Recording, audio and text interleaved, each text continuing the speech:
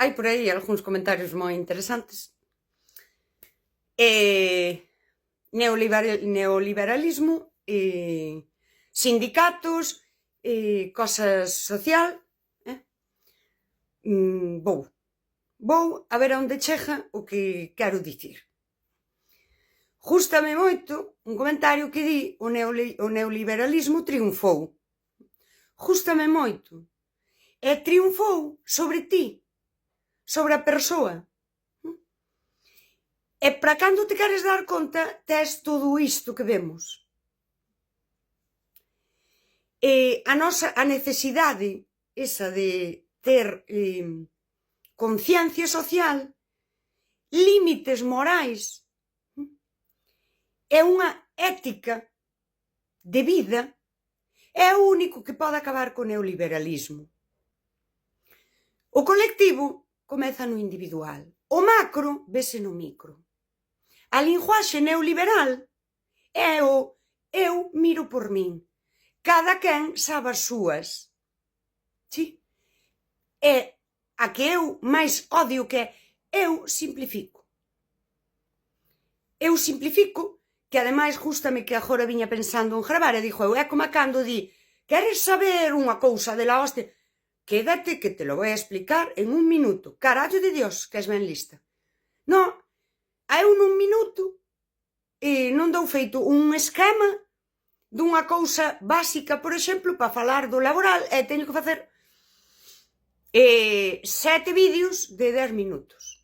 Pero vivimos na era de te lo explico en un minuto e así nos vai. E podo reenganchar algo dos sindicatos. Eu, que traballo na función pública como interina ou traballo na privada, na función pública os sindicatos parecen máis efectivos. Por qué? Pois quédate que te lo vai a contar e vaime levar máis dun minuto.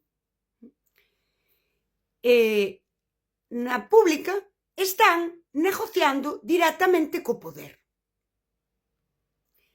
A funcionaria, eu mesma, cando traballo de interina na Xunta, non é forza de traballo propiamente dita. Sí? Que tampouco non pode estar aí ti de funcionaria mandando ler a Marx, que lo sei yo, que o sei eu, que estou aquí, que non son forza de traballo propiamente dita. E aquí poderíamos falar da obriga moral e ética das funcionarias e funcionarios, máis que a nadie, de ter compromiso e conciencia social.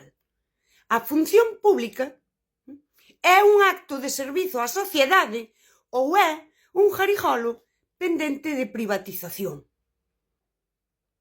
Eu, agora, estou falando dos sindicatos e digo que levo, pois, ao mellor, un ano e medio roendo. Folga do profesorado, folga na sanidade, por exemplo, as folgas de transporte. O transporte é unha empresa privada, pero esa empresa vive do servicio discrecional, de contratas co público. Aí o sindicato tamén é efectivo. Mais levamos anos que só residualmente oímos falar, por exemplo, das conserveiras, que no da precariedade son pioneiras, porque o son, con eses fixos discontinuas, persoas que nunca chegaron a ter un posto de traballo. As persoas que non teñen un posto de traballo non teñen nada que as deixe ancoradas á estructura.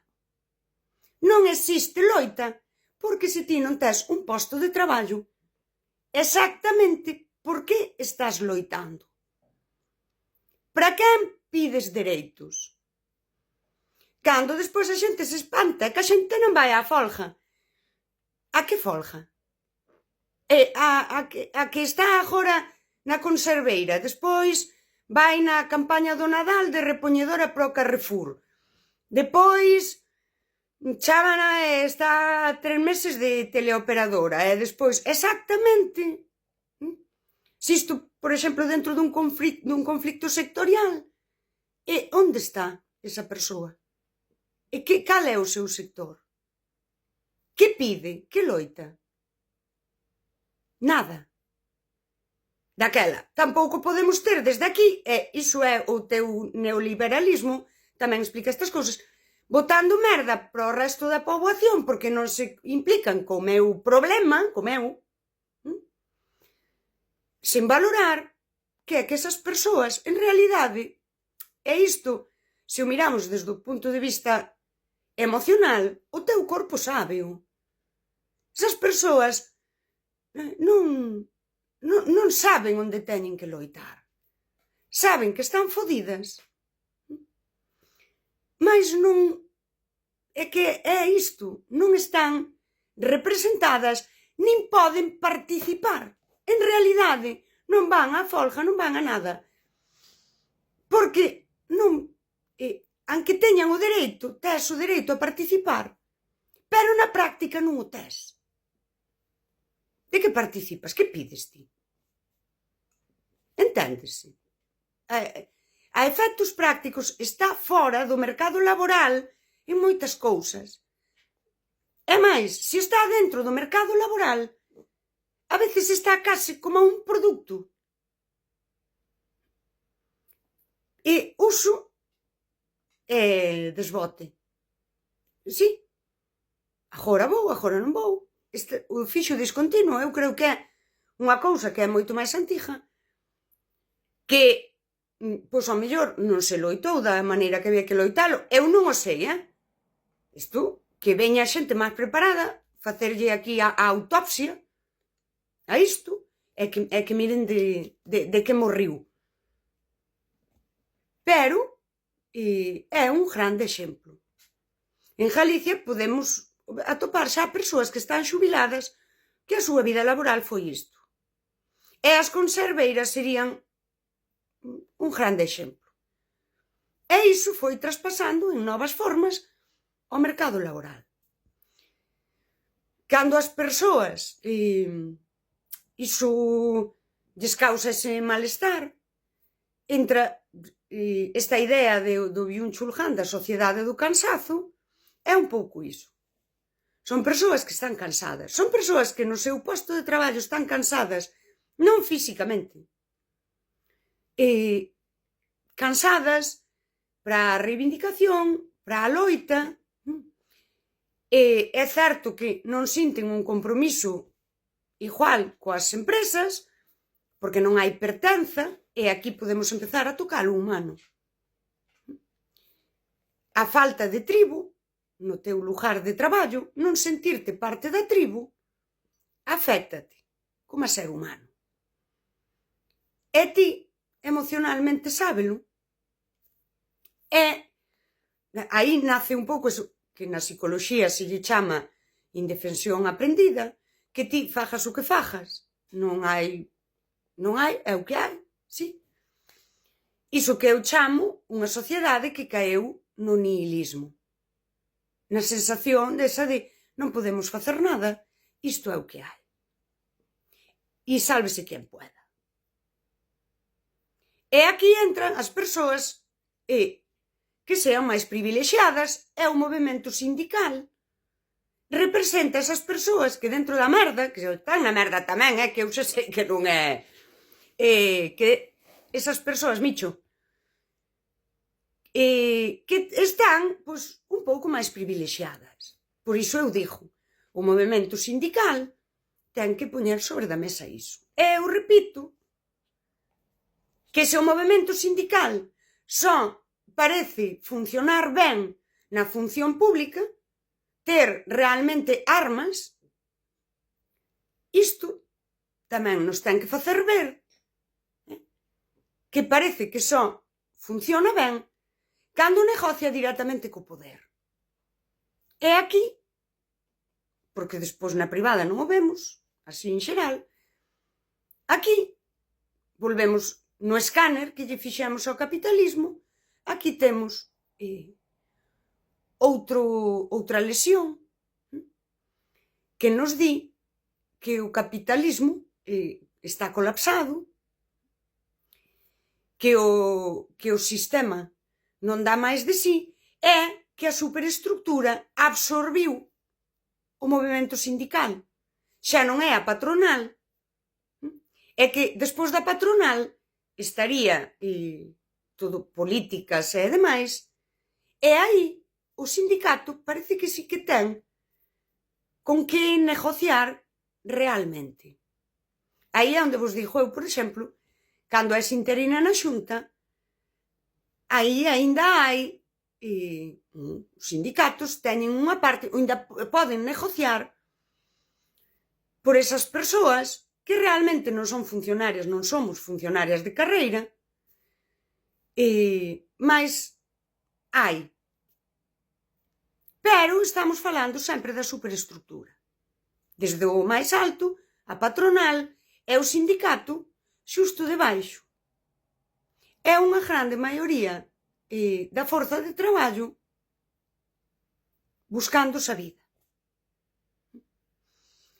O pensamento neoliberal é cando ti dis, pois que fixasen como a min, que tiña 2 anos de prestación por desemprego preparei a oposición. Pois que fixasen como a min, sabes?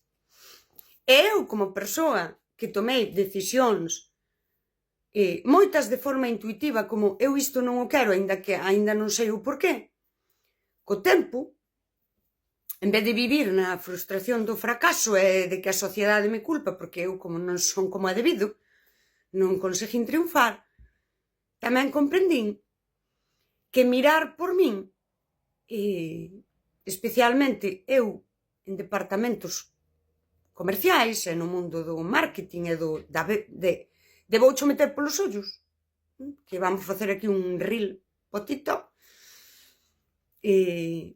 loitar por min, aí non era unha loita por min, era unha adaptación a loitar por un sistema que é injusto, que deixa a moitas persoas fora, que usa a moitas persoas, consumidores insaciables, que ti estás todo o día sacando novos produtos, facendo novas campañas e demais. Non era loitar por min nese sentido que eu entendo que é loitar por min. Non era priorizarme no sentido no que eu entendo que iso é priorizarme. Porque eu nunca me vou cansar de dicilo, quero conservar a miña humanidade nun mundo que non me quere humana. É a miña alegría, é a miña potencia vital. Eu non sei se se entende, pero eu creo que ese priorizarte humanamente, se o fixese todo o mundo, daría nun sistema máis humano. E eu sei que facendo eu non vou mudar o mundo.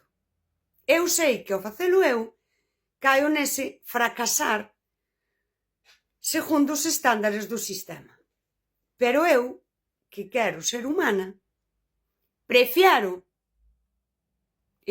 unirme á masa precaria e fodida, ser base nas circunstancias que me tocaron e non colaborar cun sistema que é inhumano.